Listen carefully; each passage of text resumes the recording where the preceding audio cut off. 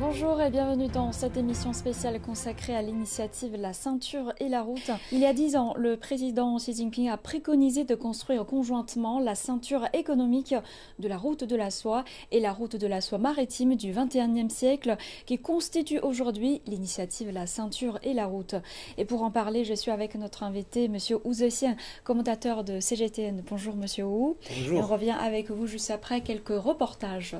Le président chinois Xi Jinping a rencontré ce mardi le président chilien Gabriel Boric, le président indonésien Joko Widodo, le président kazakh Kassym Jomart Tokayev, le premier ministre éthiopien Abiy Ahmed, le premier ministre hongrois Viktor Orbán, ainsi que le premier ministre de la Papouasie-Nouvelle-Guinée James Marap.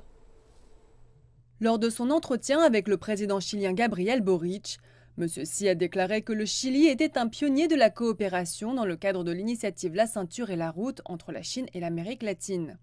Il a déclaré que la Chine et le Chili appartenaient tous deux au Sud global et que la Chine était prête à renforcer la communication et la coopération avec le Chili. M. Boric a déclaré qu'il espérait que le Chili pourrait servir de plaque tournante de la coopération entre la Chine et les pays d'Amérique latine et promouvoir les relations entre les deux parties. Lors de son entretien avec le président indonésien Joko Widodo, le président Xi a salué la coopération exemplaire entre la Chine et l'Indonésie dans le cadre de l'initiative La ceinture et la route. Il a déclaré que la Chine était prête à continuer à renforcer le soutien mutuel sur la voie de la réalisation de la modernisation et du renouveau national avec l'Indonésie et à promouvoir le développement régulier et à long terme des relations bilatérales. Le président Xi a encouragé les deux nations à tirer parti des mécanismes existants pour approfondir la coopération stratégique globale. Lors de sa rencontre avec le président du Kazakhstan Kassym Jomart Tokayev, le président Xi a souligné l'importance d'une relation sino-kazakh solide pour assurer le développement mutuel ainsi que la paix et la stabilité régionale. Xi Jinping a également exhorté les deux nations à continuer à promouvoir leur partenariat stratégique global, malgré l'évolution de la situation internationale. Lors de la rencontre du président Xi avec le Premier ministre éthiopien Abiy Ahmed, la Chine et l'Éthiopie ont signé une déclaration conjointe visant à élever leurs liens à un partenariat stratégique à toute épreuve. Xi Jinping a déclaré que la coopération dans le cadre de l'initiative La ceinture et la route entre la Chine et l'Éthiopie a été à l'avant-garde de la coopération sino-africaine en termes de domaines concernés et de résultats. Lors de sa rencontre avec le Premier ministre hongrois Viktor Orbán, le président Xi a remercié ce dernier pour son soutien à l'initiative chinoise La ceinture et la route. Il a déclaré que les liens bilatéraux ont maintenu un développement de haut niveau et que la Chine était prête à porter leur partenariat stratégique global à une nouvelle hauteur. Lors de sa rencontre avec le premier ministre de la Papouasie-Nouvelle-Guinée, James Marap, le président Xi a déclaré que la Chine était prête à travailler avec le pays pour renforcer les liens et la coopération bilatéraux. M. Marap a déclaré que les deux parties avaient maintenu des relations intergouvernementales, des échanges économiques et commerciaux et des liens interpersonnels robustes. La communauté des médias de la ceinture et la route, un mécanisme de coopération médiatique internationale, continue de s'étendre, d'établir de nouveaux partenariats et de produire davantage de coproduction. Un événement a eu lieu à Beijing pour examiner les réalisations de cette communauté. Depuis sa création, il y a 7 ans, la communauté des médias de la ceinture et la route, un mécanisme de coopération médiatique internationale initié par China Media Group, a obtenu des résultats fructueux. Lors de l'événement organisé à Beijing, Ru Jinjun, vice-président de China Media Group, a déclaré que la communauté établissait des partenariats de haute qualité et mettait en avant une coopération médiatique approfondie. Ces dernières années, China Media Group a lancé plusieurs mécanismes de coopération médiatique internationale, notamment European Media Partners, Silk Road Video New Alliance, entre autres, et la communauté des médias de la ceinture et la route compte désormais 146 institutions membres issues de 64 pays et régions du monde. Avec des partenaires d'autres pays, nous apportons notre sagesse à l'établissement d'un environnement d'opinion publique mondiale juste, objectif, positif et sain. Au cours des 7 dernières années, un certain nombre de documentaires cinématographiques et télévisuels coproduits par des membres de la communauté ont été diffusés. Le dernier en date, La Chine à travers l'objectif, a été filmé par 14 photographes de différents pays, racontant l'histoire du développement et des changements en Chine dans le monde à partir de leurs propres perspectives. Il a été présenté en première mondiale lors de la cérémonie. Toujours lors de la cérémonie, la communauté des médias de la ceinture et la route a accueilli de nouveaux membres et a signé de nouveaux projets de coopération future. Avec la signature du protocole d'accord de la communauté par Russia Today et par la chaîne de télévision nationale du Nicaragua, le nombre de membres de la communauté des médias de la ceinture et la route est passé à 64. La communauté attend également un dessin animé intitulé « Le panda et un petit éléphant » de la part de médias chinois et thaïlandais prévus prochainement. Dans le cadre du mécanisme de coopération, China Media Group et tous ses partenaires internationaux s'efforcent de promouvoir la communication médiatique et de présenter un monde de civilisation et d'harmonie par le biais de productions de haute qualité et de vues d'ensemble. Et notre journaliste Marie-Yuan est également sur place pour couvrir l'événement. Bonjour Yuan, et pouvez-vous nous en dire davantage sur le déroulé de cette journée et aussi quels sont les thèmes qui seront abordés? Bonjour Sandra, je me trouve maintenant au centre de presse du 3e forum de la ceinture et la route pour la coopération internationale, situé au sein du Centre national des congrès de Chine. Dans quelques instants aura lieu la cérémonie d'ouverture de l'événement au Grand Palais du Peuple. Le président chinois Xi Jinping assistera à la cérémonie d'ouverture et prononcera un discours important. Hier, le président Xi Jinping a organisé un banquet d'accueil au Grand Palais du Peuple. Les représentants de plus de 140 pays et d'une trentaine d'organisations internationales participent à ce forum.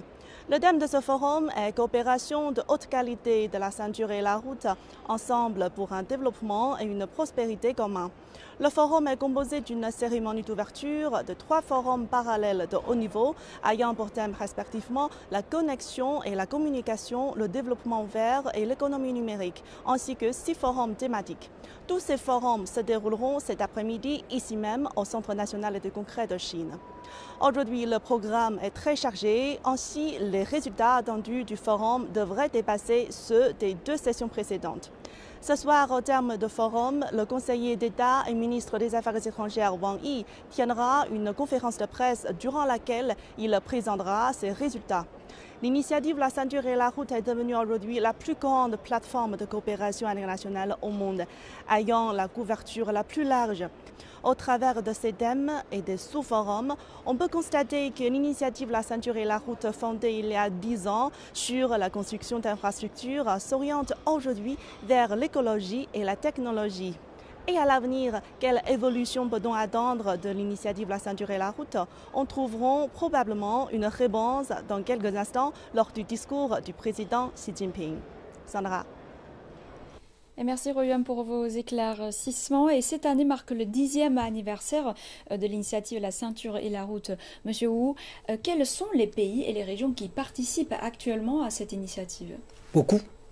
Voilà. Donc plus de 150 pays, plus de 30 organisations internationales ont signé les documents de coopération avec la Chine. Plus de 230 documents de coopération ont été signés dans le cadre de l'initiative Ceinture et Route. Je crois qu'ils ont raison, parce que c'est une initiative qui a été lancée dans le but de favoriser le développement. Donc voilà, les partenaires sont très nombreux. Et si on parle de l'origine de cette initiative, et quels sont les objectifs principaux de cette initiative, et surtout 10 ans après, quels sont les progrès réalisés jusqu'à présent pour atteindre ces objectifs? Bon, oui, c'est vrai que ça monte de loin, ça fait 10 ans. Au début, c'était une initiative lancée au Kazakhstan. Le but initial, c'était permettre aux pays de l'Asie centrale enclavés d'avoir les débouchés vers le reste du monde. Bon. Donc, l'idée était surtout basée sur la construction des infrastructures. Voilà. Bon. Mais très vite, on s'est aperçu que tous les autres pays sont intéressés. Parce que la construction des infrastructures, ce n'est pas uniquement une nécessité pour les pays enclavés de l'Asie centrale, mais beaucoup d'autres pays dans le monde ont besoin aussi de développer leur infrastructure. La Chine est passée par là. Vous savez, au début de la politique d'ouverture et de réforme, la Chine a mis l'accent sur les infrastructures, transport, télécommunications, énergie. Nous comprenons parfaitement l'importance de la construction des infrastructures et nous comprenons donc les besoins des autres pays partenaires. Donc cette initiative a été, voilà, comme je vous ai dit tout à l'heure, très bien accueillie par tous les partenaires. Donc au début c'était une idée, voilà, plutôt basée sur l'ancienne route de la soie, voilà, une conception terrestre. Mais très vite on s'est dit, pourquoi pas étendre cette idée pour les autres pays, voilà, qui sont liés avec la Chine par les océans. C'est pour ça que quand on dit ceinture et route, ça veut dire ceinture de l'ancienne route de la soie et puis route maritime de la soie.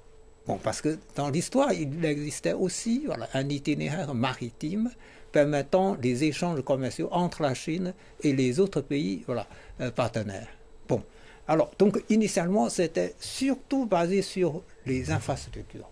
Mais, et puis, ça s'est étendu, ça s'est élargi, voilà, ça touche d'autres domaines. Voilà. Donc, maintenant, comme on a évoqué dans les reportages, beaucoup d'autres domaines sont concernés, mais principalement, je crois, quand même, ce sont les infrastructures qui sont les principaux projet de construction dans le cadre de l'initiative.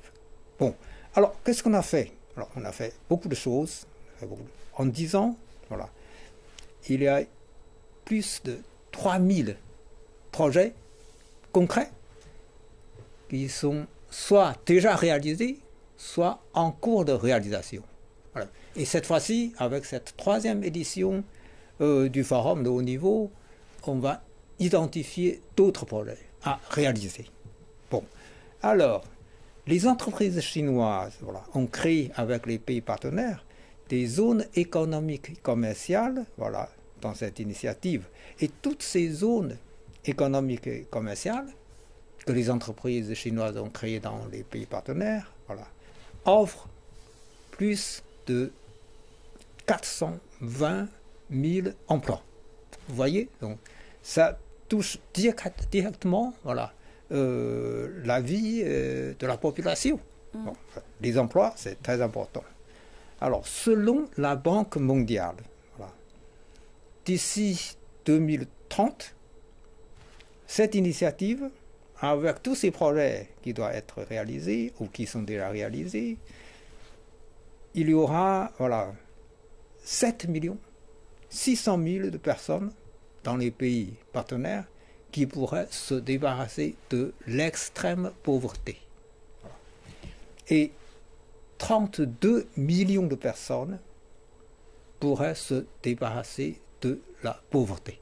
Bon, donc ce sont des projets, voilà, qui profitent effectivement à tous les pays partenaires, spécifiquement pour améliorer le niveau de vie de la population. Parce qu'avec l'amélioration des infrastructures, évidemment, cela entraîne, voilà, le développement économique. Comme vous dites, ce sont des projets gigantesques. Énormément de régions sont concernées. Comme aujourd'hui, beaucoup de représentants des pays participants sont venus pour participer à la cérémonie d'ouverture du forum Ceinture et la route pour la coopération internationale. Et donc, comment cette initiative a-t-elle été accueillie dans le monde? Ben, il suffit de voir la présence de tous ces participants. Voilà. Beaucoup de pays sont représentés. Voilà. Beaucoup de pays sont représentés. Je crois qu'il y a une quarantaine, voilà, de chefs d'État, chefs d'entreprise qui sont venus. Voilà. Voilà. Donc les représentants de haut niveau, voilà, c'est-à-dire y compris les chefs d'État, les chefs de gouvernement, voilà, voilà, viennent de 140 pays et viennent de 30 organisations internationales ou régionales.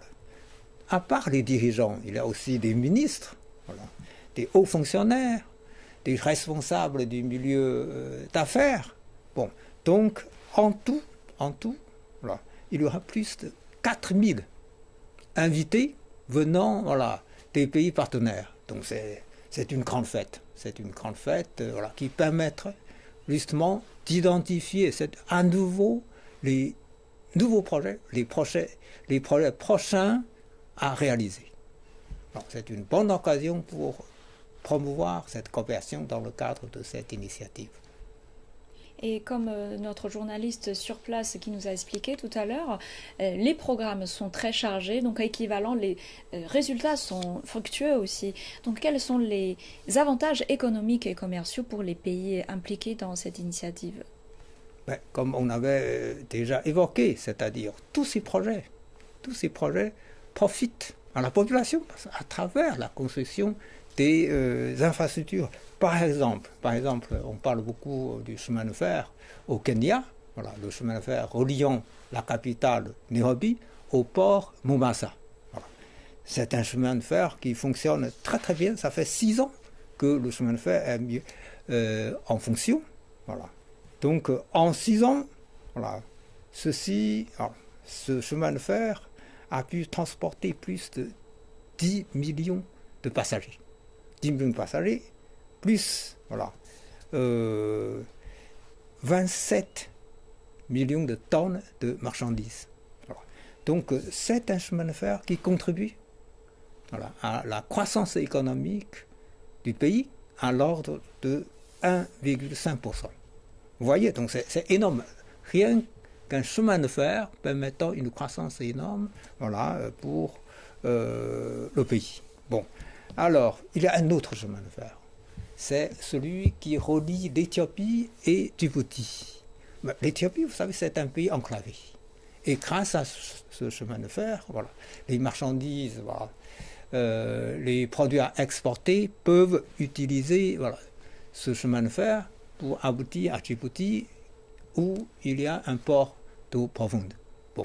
Mais avant, il fallait compter des journées, plusieurs jours en route de mauvais état pour arriver au port. Et maintenant, en 8 heures suffisent pour permettre aux marchandises de l'Éthiopie d'arriver au port. Vous voyez, des projets comme ça sont très nombreux.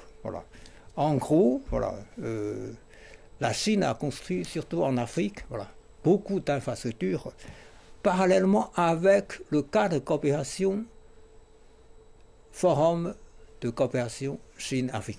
Les deux plateformes sont complémentaires. Vous avez le Forum de coopération Chine-Afrique, vous avez l'initiative Ceinture Route, mais on peut très bien combiner les deux pour réaliser plus rapidement avec des accompagnements financiers variés et complémentaires pour réaliser plus de projets. Donc, depuis la création du Forum de coopération Chine-Afrique et plus l'initiative Ceinture Route, la Chine, depuis le début de ce siècle, a construit ou rénové plus de 6000 kilomètres de lignes de chemin de fer. En Afrique. Et plus de 6000 routes aussi, 6000 km de routes, donc construits ou rénovés. Et puis, il y a aussi une vingtaine de ports qui ont été soit construits, soit rénovés. Plus de 80 installations électriques. Très souvent, des stations hydrauliques. Vous savez, la Chine a décidé de ne plus construire des centrales fonctionnant au charbon, dans le souci de protection de l'environnement.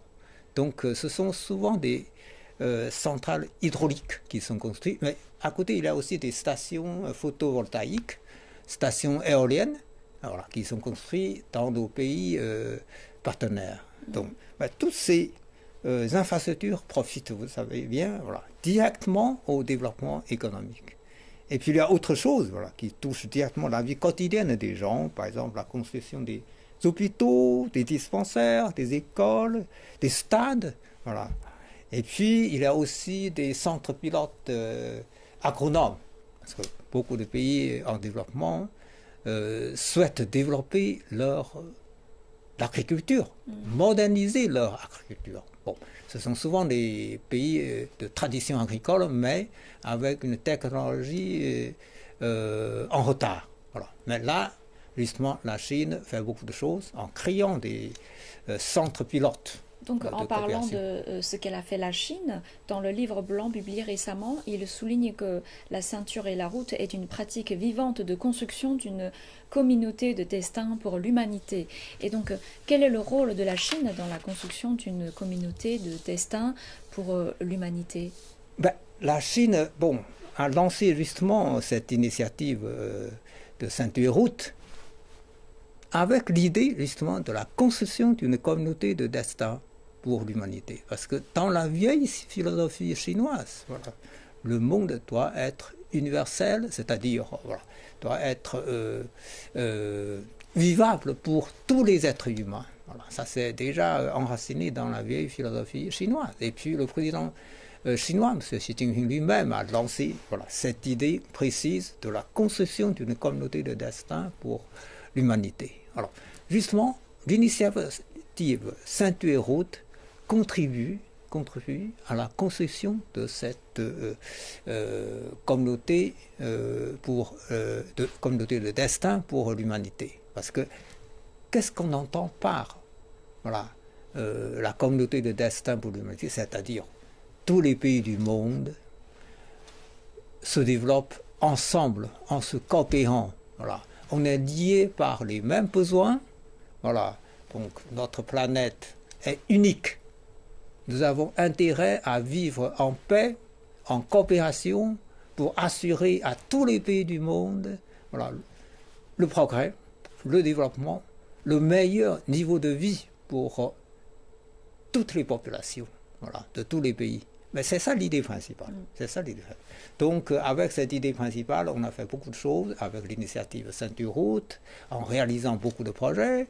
Nous avons aussi, le président Xi a aussi lancé l'initiative pour l'initiative mondiale pour le développement, l'initiative mondiale pour la sécurité, l'initiative mondiale pour la civilisation, c'est-à-dire les échanges culturels, le rapprochement des peuples. Bon.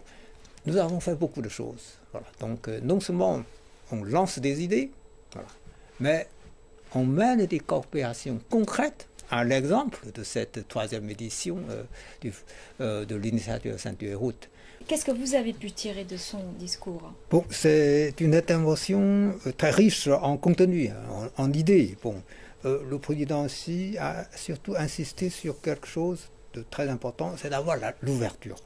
La Chine continuera à ouvrir davantage sa porte pour mener en profondeur sa coopération avec le reste du monde, justement, y compris dans le cadre de cette initiative Ceinture et route. Alors, donc pour nous, la Chine se développe, c'est très important, mais il faut aussi que l'humanité entière se développe. Donc, le président Xi a encore une fois réitéré ceci. Quand le monde va mieux, c'est profitable à la Chine. Et puis, en sens inverse, quand la Chine va bien, le monde va mieux.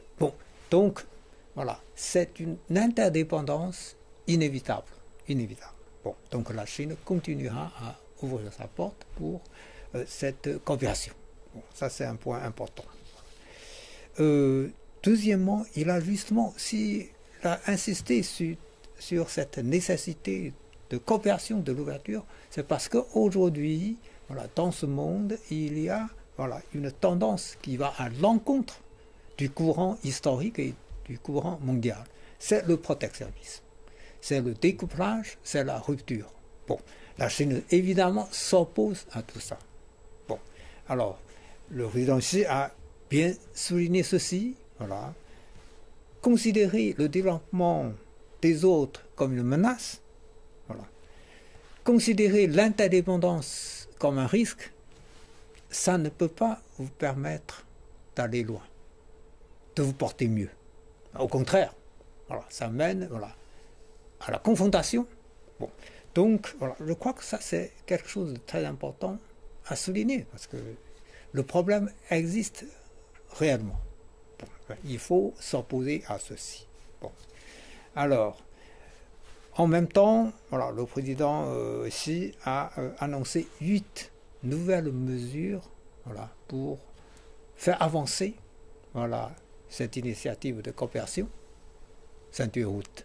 Bon, alors je crois que toutes ces mesures très précises, voilà, avec des accompagnements politiques et financiers, voilà, pourront aboutir à de nouveaux projets qui seront identifiés lors de cette occasion et qui seront réalisés comme d'habitude, voilà, parce que les autres intervenants que nous avons écoutés tout à l'heure, voilà, ont cité des exemples, voilà, de projets qui sont déjà réalisés.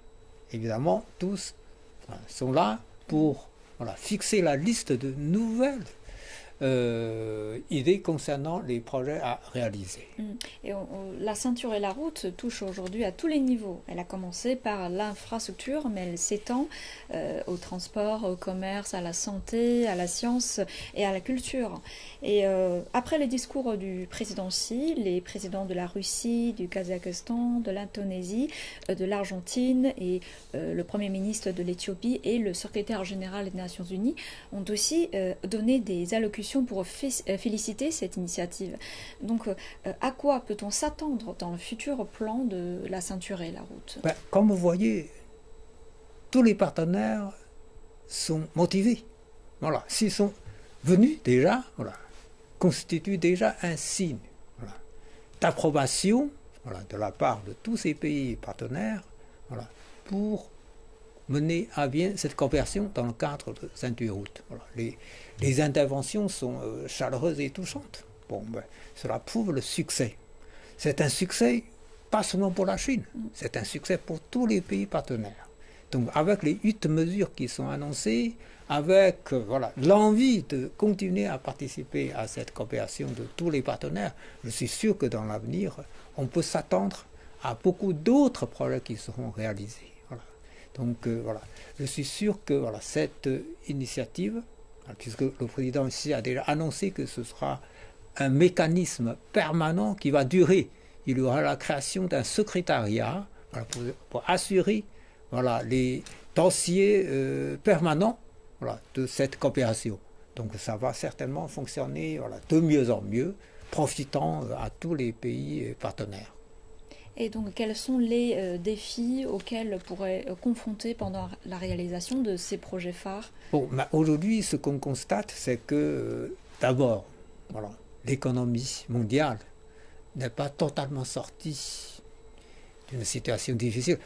À l'origine, c'était la crise financière de 2008. Hein. Bon, ça, bon, et malheureusement, voilà, il y a cette pandémie, voilà, et qui a plus ou moins, voilà, gâché les efforts déployés par l'humanité entière pour sortir de la crise financière. Bon, on avait déjà eu l'amélioration, et puis cette pandémie a, voilà, affecté la tendance positive de redressement. Bon, maintenant, bon, ça s'est plus calmé. Hein. Bon, il est temps, justement, maintenant de relancer les efforts, y compris dans cette initiative de ceinture route. Bon, donc beaucoup de pays ont proposé justement de continuer, voilà, à mener cette coopération en insistant sur la nécessité de construire des infrastructures.